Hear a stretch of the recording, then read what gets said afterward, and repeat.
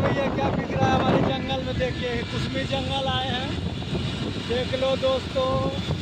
यहाँ dairy milk सब बिक रहा है, ये सब देखिए।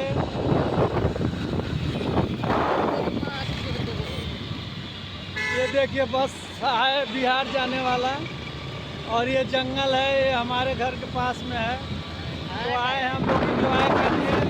यहाँ नारियल पानी मिल रहा है, आप लोग को पीना है तो पी लीजिए। आप लोग तो ऐसा देखे नहीं होंगे नज़ारा भैया, देख लीजिए नज़ारा। ये देखिए मार्केट है, फिर यहाँ आपको दिखाते हैं। ये देखिए हाथी घोड़ा बिक रहा है, देखिए।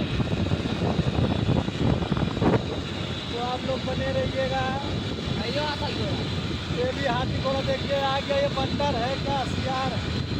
भाई देखिए सबसे बड़ा बंदर ये।